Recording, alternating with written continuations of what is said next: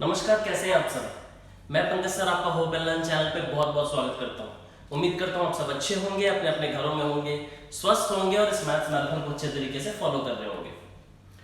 आपका हमसे एक रिश्ता बन गया है।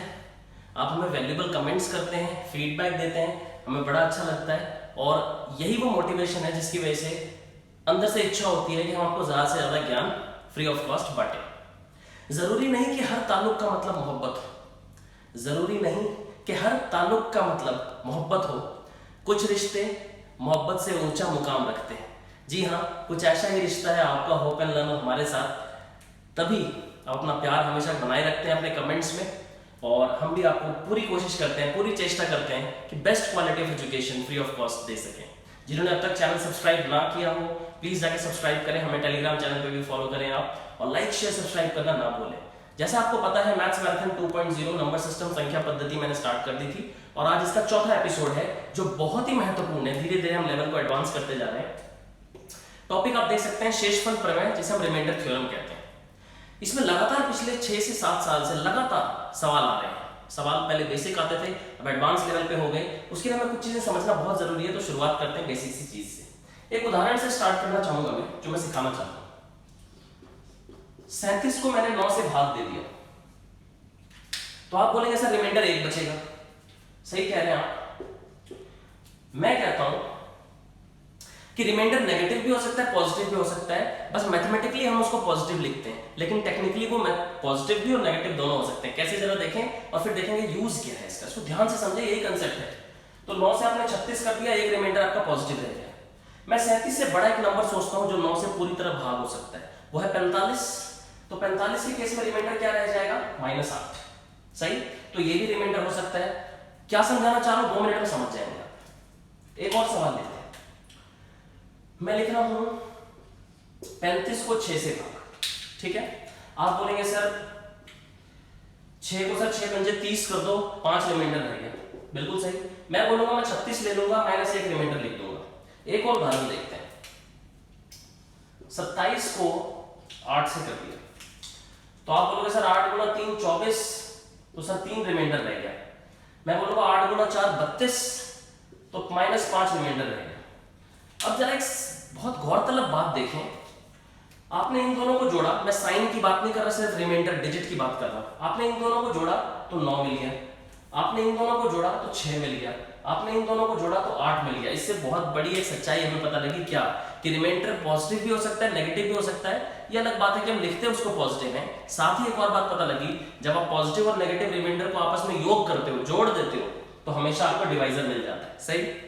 देखें 8 और 1 9, 5 और 1 6, 5 और 3 8। इसी को फंडामेंटल बना के हम आगे बढ़ेंगे कि नेगेटिव और पॉजिटिव डिवाइजर को जोड़ने पे हमें डिवाइजर मिलता है। यानी कहीं पे अगर मुझे ये गिवन है कि इसको डिवाइड करने के बाद रिमाइंडर मेरा -8 आ रहा है, आपको पता है रिमाइंडर -8 नहीं हो सकता, नेगेटिव नहीं हो सकता, तो आप फटाफट इन दोनों को घटा देंगे और पॉजिटिव रिमाइंडर निकाल देंगे। क्यों? क्योंकि नेगेटिव पॉजिटिव रिमाइंडर को जोड़ने से हमेशा डिवाइजर की वैल्यू आ जाती है।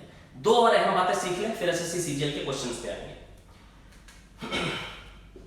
मुझे कोई कहता है कि 9 को 11 से भाग दे दो, सही, और रिमाइंडर।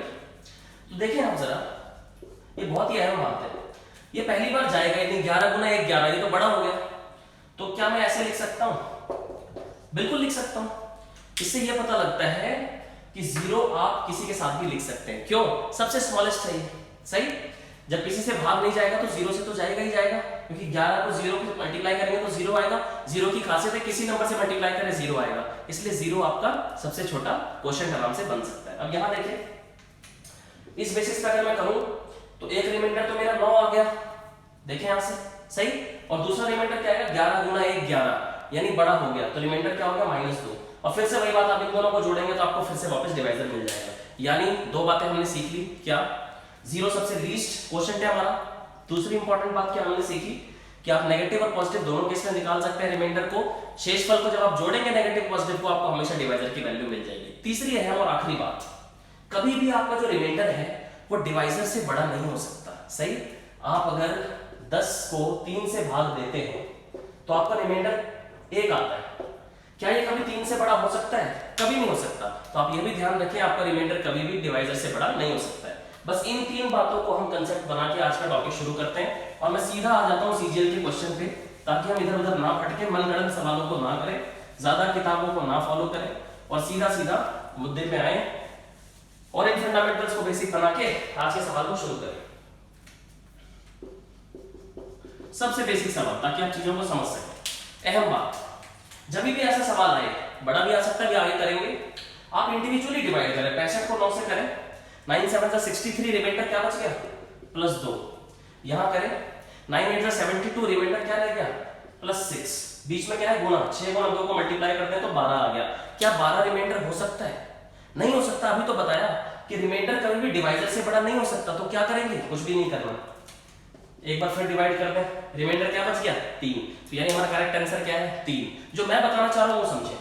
आपने पॉजिटिव निकाला, रिमाइंडर में नेगेटिव निकालता हूं। देखिए जरा, आपने 9 7 जा 63 किया, मैं एक बड़ा नंबर ले लेता हूं, 9 7 जा 63 की जगह 9 8 जा 72, तो रिमाइंडर क्या रह जाएगा -7।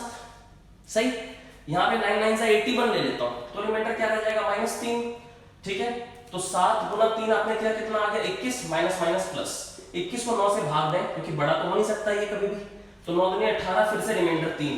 यानी दोनों केस में शेषफल सेम है। मैं यही समझाना चाह रहा था, आप पॉजिटिव से करें, नेगेटिव से करें, जो आसान है, जो पास है, जो छोटा है, उससे करें, आपका आंसर सेम आएगा। सही। एक और क्वेश्चन देखिए। अब जो मैं लिखने जा रहा हूं वो आपके सीजीएल का क्वेश्चन है। 2012 में स्टार्ट हुआ था ये शेषफल प्रमेय आना और लगातार आता गया।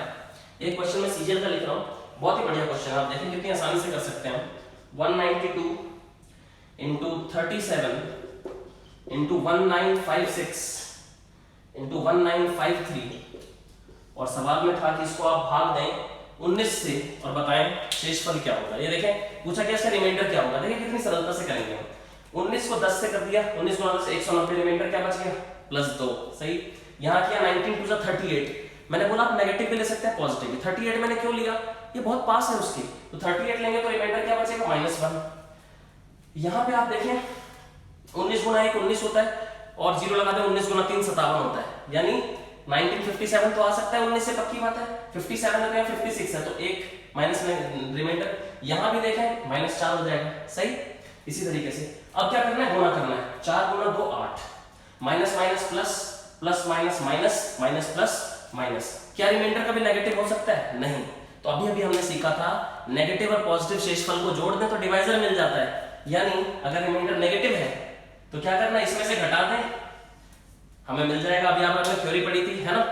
तो 11 यहाँ पे शेषफल है। कितनी आसानी से कर रहे हैं, स्क्रीनशॉट लेते रहे, आगे बढ़ते हैं। एक और बेहतरीन सवाल कराता हूँ सीजीएल का मैं आपको।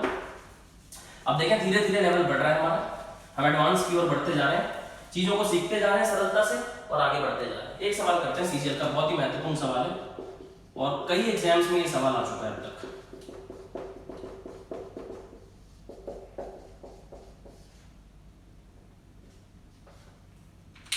ये सवाल है कि 1 से लेकर 1000 तक के फैक्टोरियल को 10 से डिवाइड करो, बताओ शेषफल क्या होगा। कितनी बड़ी चीज है ये, कितना लेंथी है, ऐसा लग रहा है बहुत ही भयंकर सवाल है, देख के डर जाएंगे। हमें डरना नहीं है, हमने कंसेप्ट सीख लिया है। जिन बच्चों ने 11 में 12वीं में गणित नहीं पढ़ी है वो सोच रहे होंगे ये कैसा सिंबल है, फैक्टोरियल है क्या, उनके लिए मैं बता दूं डरने की जरूरत नहीं है, इसका यहाँ कोई यूज नहीं, छोटा सा यूज आप समझ लें। फैक्टोरियल होता क्या है समझ लें।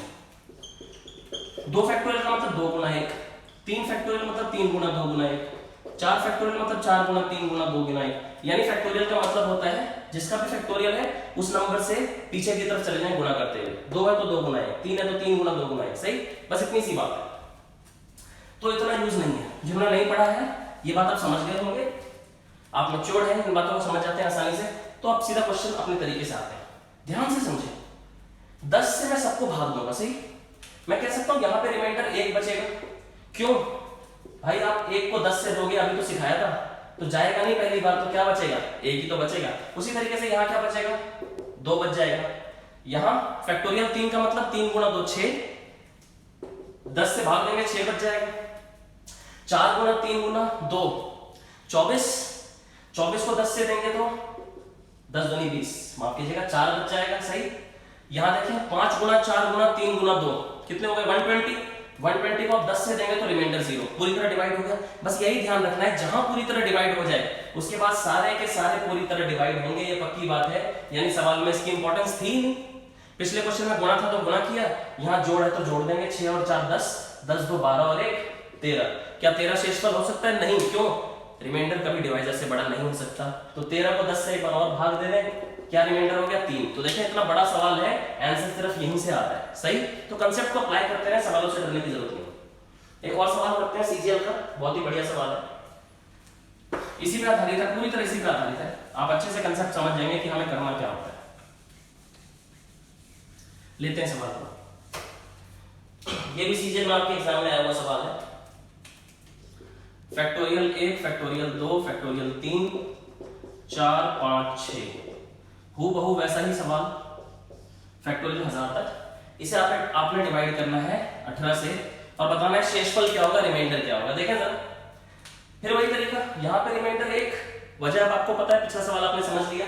यहाँ रिमाइंडर 2, यहाँ रिमाइंडर 6, यहाँ देखें 4 गुना 3 12 गुना 2 24, 24 को 18 से भाग देंगे तो क्या आ जाएगा? 6 बच जाएगा।